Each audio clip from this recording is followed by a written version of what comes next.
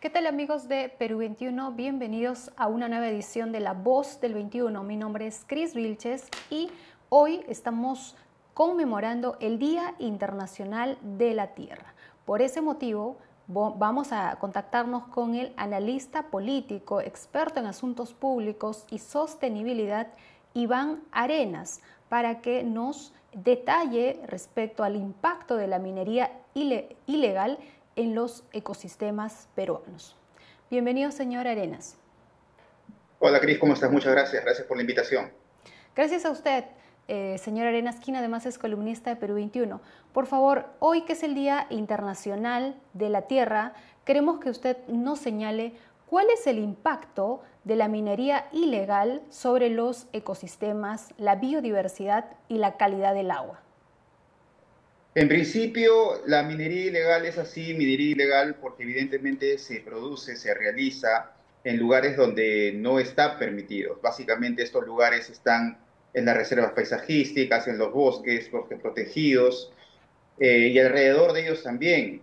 Entonces es minería ilegal porque no se puede hacer. Caso, por ejemplo, tenemos ahora el río Nanay, que está en Loreto, o Madre de Dios, que se ha vuelto básicamente un caso que aparentemente sin fin. Nuevamente en el tema, por ejemplo, en la frontera, en lo que se llama el Tingüinza, entre Ecuador y Perú, evidentemente es un daño casi irreversible a los ríos y a los bosques, y sobre todo a las poblaciones que están allí, porque además, dicho sea, además de la contaminación que produce básicamente la minería aurífera aluvional sobre el tema, sobre la tierra, básicamente con el mercurio, lo que también produce son efectos sociales muy irreparables y además un daño, como te digo, a las poblaciones que se vuelven muy vulnerables. Hay ya innumerables casos de asesinatos de gente que son parte de las comunidades nativas, en este caso, que no están de acuerdo muchas veces en la minería ilegal y la forma como entran a hacer minería ilegal y se oponen y eso produce choques y desafortunadamente hay víctimas alrededor de eso. Entonces la minería ilegal está haciendo mucho daño al país con respecto al tema, básicamente, el tema de los impactos negativos en el ambiente,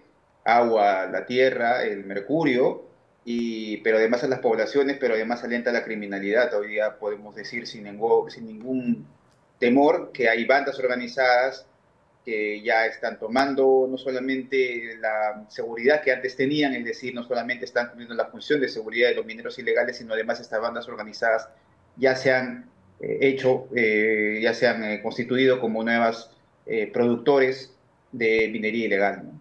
Claro, y usted decía que los daños son irreversibles, es decir, depredan la naturaleza, el ecosistema y el daño es para todos los habitantes progresivamente. Sí, exactamente. Por ejemplo, en Loreto hay minería ilegal justamente en el río Nanay. Recuérdate tú que el río Nanay es el río que provee de agua de agua potable, básicamente, a la ciudad de Iquitos.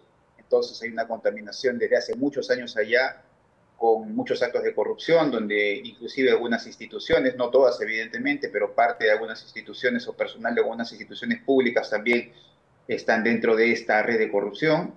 Como te decía, Madre de Dios es un tema probablemente el tema más álgido que tiene la Amazonía peruana.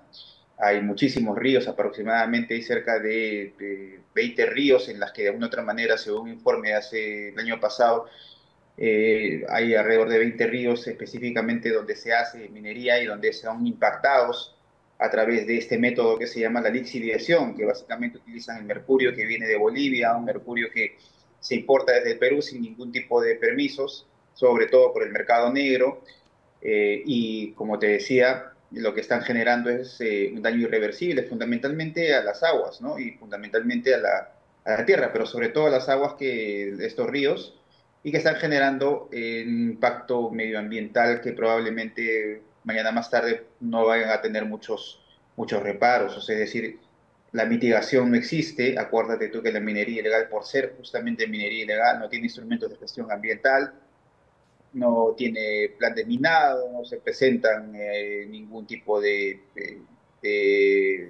proyectos de mitigación. Entonces estamos frente a una situación que pone no solamente en evidencia la fragilidad del Estado, sino además, como te digo, está causando daño irreversible al ecosistema. Ujú. Y ahí va mi otra pregunta. Si la minería ilegal hoy está abarcando a 20 ríos y 5 regiones de la Amazonía, usted ha nombrado Madre de Dios y Loreto, pero San Martín también está por allí y otras, ¿por qué esta actividad ilícita se está extendiendo en vez de, digamos, ser mitigada o contenida? Mira, esa es una buena pregunta. Primero, la minería aurífera, es decir, la minería aluvional que se hace básicamente en los ríos, sobre todo en los ríos de la selva, eh, se está extendiendo en vez de reducir, se está extendiendo básicamente por un tema de oferta y demanda. El precio en el mercado del oro está en $2.350, ha llegado a máximos históricos. Además de eso, según los analistas de Bloomberg, se estima que pueden llegar a $3.000. Imagínate la situación caótica en la que se va a convertir aún más este país de tener un precio de la onza del oro por encima de los $3.000 y ahora ya se ha vuelto básicamente un problema social y económico. Imagínate cuando el oro esté por encima del nivel que te estoy diciendo. El otro tema es que hay una inmensa red de corrupción, una red de corrupción que agrupa básicamente a instituciones del Estado, a las direcciones regionales básicamente direcciones regionales de minería de diferentes gobiernos regionales que son los que de alguna otra manera tienen que ejercer la función de evaluación, de fiscalización, de interdicción junto a las procuradurías de las regiones. Además de eso, hay una red inmensa de lavado de activos que se mueve alrededor de ello. Y el otro fenómeno que es importante decirlo, que es un fenómeno que ya se está extendiendo desde el norte hacia el sur, que es el fenómeno donde las bandas criminales ya no solamente asumen el papel de guardianes o de guachimanes o de seguridad de estos mineros ilegales, sino además ya están haciendo ellos propiamente actividades mineras. Entonces, tenemos varias características, fundamentalmente, como yo te decía, se debe a un precio de oferta y demanda, estamos en una situación geopolítica con mucha incertidumbre, los bancos centrales de reserva tienden a comprar oro, no importa de dónde, no existe, digamos, una trazabilidad del oro, es lo que se llama, para saber en qué parte de la cadena productiva, desde la parte donde se produce hasta donde se comercializa, en qué parte están los estándares de cumplimiento sociales, ambientales. Entonces, estamos en una situación bastante difícil, donde, como te digo, el mercado mundial va a necesitar oro y de eso se aprovechan estas bandas criminales, esos mineros ilegales, que, como te decía, son ilegales, no son mineros en vías de formalización ni informales, sino simplemente son ilegales. Claro. Ahora, señor Arenas, ¿cuál es el futuro de estas áreas contaminadas, teniendo en cuenta que por parte de nuestras autoridades, y me refiero esta vez al Congreso, que aprueban leyes? Recientemente, el mes pasado, aprobaron una en la cual se amplía la norma que permite el uso de explosivos y que puedan operar estas organizaciones delictivas o la minería ilegal sin restricciones. Con respecto al decreto legislativo 1607, era un decreto que de alguna otra manera lo que quería hacer era, digamos, intentar continuar una formalización mucho más rápida, pero evidentemente no ha podido funcionar porque los criterios técnicos no se ajustan a lo que se demanda. Segundo de eso, hay mucha, digamos, interés político de parte del Congreso, grupos políticos que lo que quieren es evidentemente tener el status quo como está. Hay otra ley el año pasado, una ley específicamente para Madre de Dios, para la minería aluvional, donde ya se permite básicamente a las personas, digamos, tener su ordenamiento legal con respecto al tema de las concesiones. Eso es un tema importante a revisar. Yo te diría que lo que tenemos que hacer es primero que haya una política digamos, punitiva con respecto a este tema de la minería ilegal, con mucha inteligencia, pero además no podemos negar que hay digamos, un aspecto, una cara social y económica, que de alguna otra manera la minería ilegal dinamiza la economía, no solamente de las regiones donde se produce, sino además de otras regiones. No puedes entender, por ejemplo, Puno sin la minería ilegal también, no puedes entender Trujillo, no puedes entender ciudades como la propia Piura, no puedes entender a ciudades como Ayacucho sin la minería ilegal. Entonces, de tal manera que tiene que haber evidentemente una mirada, digamos, punitiva con respecto al tema, pero además de eso tiene que tener una mirada, digamos, importante. Para eso, para separar la paja del trigo, una mirada, digamos, necesitamos una ley de formalización minera que, como te decía, separe la paja del trigo y que finalmente ponga los hitos y ponga la línea roja entre el minero en vías de formalización y el minero ilegal. Con el minero ilegal no se puede transar absolutamente nada, al contrario, una ley, digamos, las autoridades tienen que tener mucha valentía, mucha decisión política para poder de alguna otra manera mitigar esto. Pero con respecto a la ley de minería de la MAPE, que es la minería artesanal y pequeña escala, ahí sí deberíamos darle con mucha fuerza porque eso nos permitiría, por ejemplo, tener políticas de trazabilidad, además de eso, políticas de mitigación, respetando los instrumentos de gestión ambiental. En fin, a partir de allí sí yo creo que podríamos trabajar en algo, pero con la minería ilegal no se puede hacer absolutamente nada. Ahora, como te decía, la minería ilegal tampoco tiene políticas ni programas, ni proyectos de mitigación. Lo que está generando es básicamente un costo social, económico, ambiental muy alto, que probablemente es te digo, puede ser irreparable, va a ser muy costoso, pero el Estado no tiene, como te decía además, el Estado no tiene la capacidad ni la decisión política para poder hacerlo. Lamentablemente pasa eso y lamentablemente, como te decía también, el precio del oro a nivel internacional está en crecimiento y todo indica que, digamos, estas mafias de minería ilegal van a continuar porque tienen un precio importante, porque le sacan, no tienen, y tienen incentivos muy perversos, están muy bien organizados y ahora hay bandas criminales. Entonces, con respecto a la minería ilegal, desafortunadamente el futuro en el corto y mediano plazo es muy negro para el Perú. Claro, y retomo esta parte en la que usted decía el costo social medioambiental de la minería informal, hoy que es el Día Internacional de la Tierra.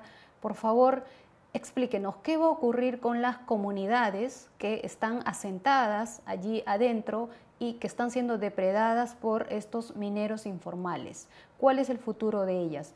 Ya tenemos conocimiento que hay muchos líderes indígenas que son defensores ambientales que son asesinados, ¿no? Y la población tiene miedo. ¿Qué va a ocurrir con ellos?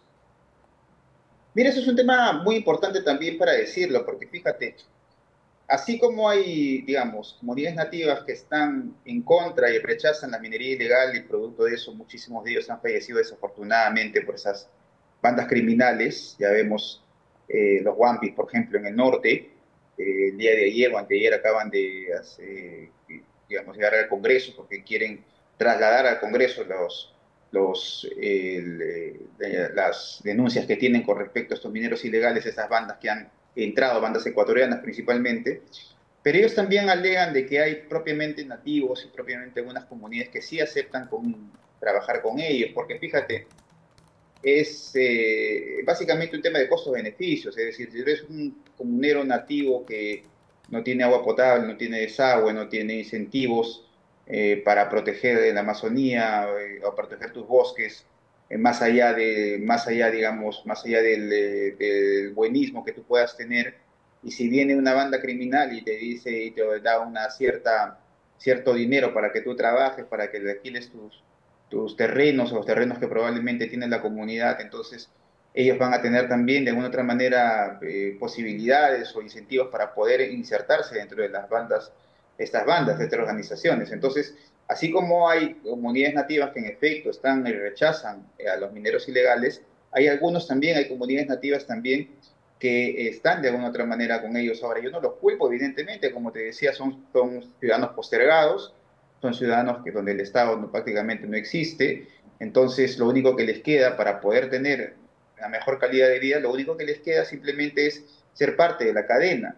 Entonces hay que tener una mirada, no solamente una mirada, digamos, buenista del asunto, no solamente una mirada, digamos, paternalista del asunto, sino hay que entender también que es un fenómeno que, como te digo, tiene muchos incentivos perversos, entre ellos el buen momento del precio a nivel internacional y que evidentemente estas comunidades nativas no han tenido casi nunca la presencia del Estado, sino ha sido muy débil y frente a eso son parte de esta cadena a través de diferentes modalidades o trabajando con ellos o alquilándoles los terrenos de las comunidades, ¿no? Entonces, y eso sucede también con otras economías ilegales, la tala ilegal, por ejemplo, hay unas comunidades nativas que en vista de que los mineros o los taladores ilegales les ofrecen dinero, entonces evidentemente ellos como no tienen posibilidades de acceder a otra manera de poder ganar dinero, entonces simplemente son parte de esta alianza delictiva. Pero como te digo, yo no los culpo, pero sí hay que entender que hay comunidades que en efecto,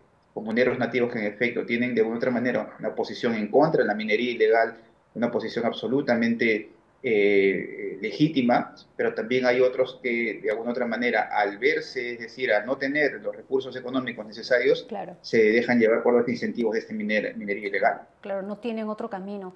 Preguntas finales, señor Arenas, por favor. ¿Cuánto mueven dólares la minería ilegal y cómo observa el rol del Estado para frenar esta problemática? Mira, honestamente, si yo te diría un número va a ser muy difícil, pero si hay un número, por ejemplo, en el 2019 hay un número cerca de una cosa de 3.900 millones de dólares, algo así que ha movido la minería, no la minería ilegal, sino la minería informal, la minería artesanal y pequeña escala.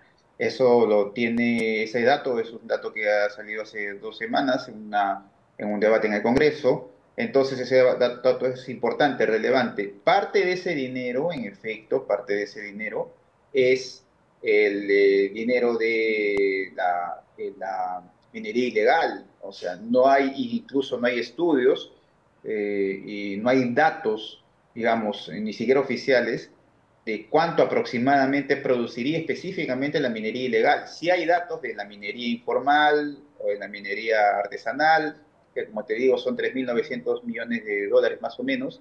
Ahí estaría involucrado también o inserto también la minería ilegal, pero datos concretos sobre el tema tampoco. Existen datos, por ejemplo, con respecto a la exportación del oro, son 170 toneladas de oro que exportan los pequeños y medianos mineros y aproximadamente 50 toneladas, 120 toneladas se van por aduanas, 50 toneladas no se sabe dónde están, aproximadamente todo el mundo dice que esos toneladas van por Bolivia, pero de esas 120 toneladas, de esas 170 toneladas, más las 50 toneladas que irían por Bolivia, no se sabe específicamente cuánto produce la minería ilegal desde allí. Entonces, Okay. los datos, es muy difícil de darte un dato certero, pero se entiende que dentro de estos datos generales que te estoy diciendo, se entiende que ahí está incluido también la producción de la minería ilegal, pero como te digo, esos son datos que no se tienen, ni siquiera los mismos organismos oficiales tienen un dato tan fino como ese, ¿no?